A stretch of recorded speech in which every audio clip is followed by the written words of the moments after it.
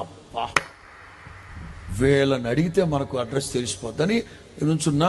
ఏం ప్రార్థన చేశారు తెలియక యేసునామములో అడుగుచూ ఉన్నాము తండ్రి అన్నారు.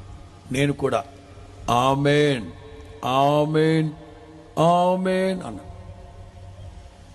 ఏమండి మీరు ఎవరండి అన్నారు. కనబళ్ళ తెల్లబట్లు.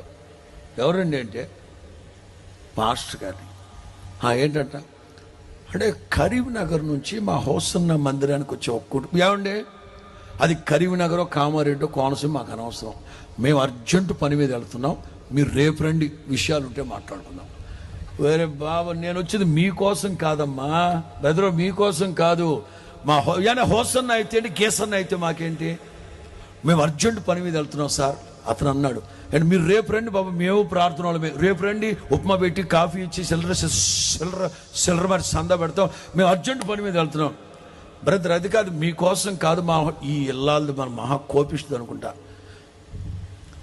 ఇక నన్ను తెట్లాక ఆ బుడ్డోడు బూట్లు వేసుకుంటుంటే రా కాదు ఈ ఇల్లాలది మన మహా కోపిస్తుంది అనుకుంటా. ఇక నన్ను తెట్లాక ఆ బుడ్డోడు బూట్లు వేసుకుంటుంటే రా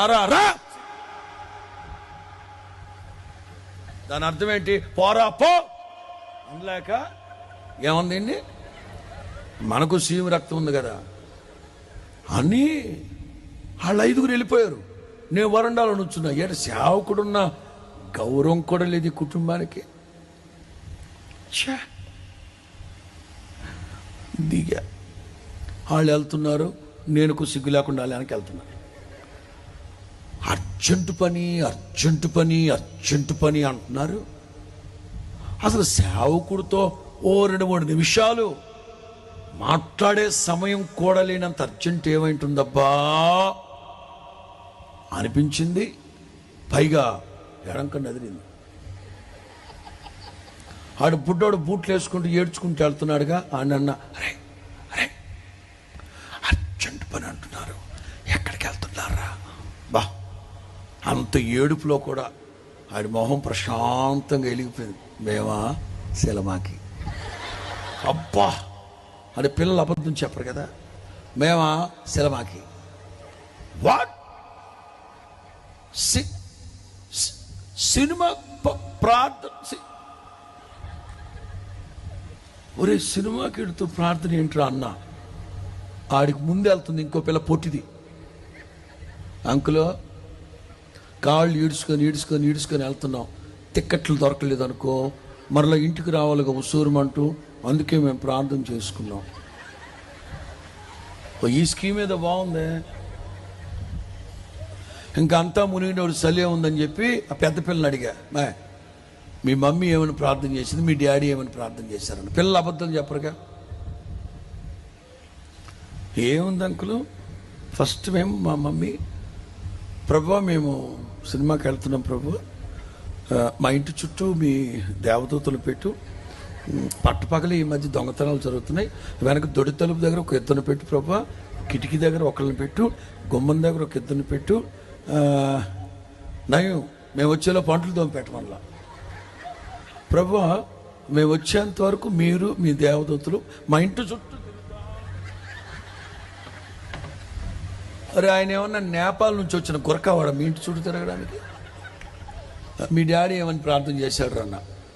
వాళ్ళ డాడీ ఈడు ఎంత ఎదవో చూడండి, క్రైస్తవుడే కానీ ఎదవ.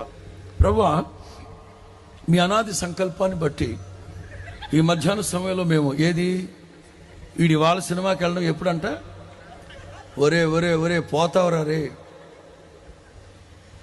మేము వెళుతూ ఉండగా మాతో మీ సన్నిధిని తోడుగా ఉంచండి. మాకంటే ముందుగా మీరు ఎక్కడికి బుకింగ్ క్యూలోకి వెళ్ళాలంట ప్రభు, మాకంటే ముందుగా మీరు వెళ్ళండి, ముందుగా ఆల్రెడీ వెళ్ళిన వాళ్ళందరినీ ఎలగొట్టండి, మీ హస్తాన్ని మాకు తోడుగా ఉంచు పాపాత్ముడా. నీ పాపంలో ప్రభు హస్తం దేనికిరా? అర్థమవుతుందా? ఎవరిళ్ళు మళ్ళా క్రిస్తానపోళ్ళు, క్రిస్టియన్సే. సినిమాకి వెళుతూ ప్రార్థన చేసుకుని వెళుతున్నారంటే వీళ్ళేమనాలి? ఇదిగో ఈ బిలాం టైపు వెళ్ళే దరిద్ర పని చేయడానికి మళ్ళీ ప్రార్థనలో ఉండేసి వస్తానన్న. ఎవరో ఒక జనము ఖచ్చితంగా దేవుడు ఏమన్నారు తెలుసా? ఎవరో ఒక జనం అంటే ఏంట్రా మూర్ఖుడా, ఆశీర్వాదానికి వారసులుగా ఉండేందుకు పిలువబడ్డ వాళ్ళు. చప్పలు కొట్టు. ఎవర్రా మీరు? ఎవరో తెలుసా? నిబంధన జనులమి, ఆశీర్వాదానికి వారసులుగా ఉండేందుకు లోకములో నుండి, పాపములో నుండి, ఆచారాల నుంచి వేరుపరచబడిన ప్రజలవి, ఆశీర్వాదానికి వారసులుగా ఉండడానికి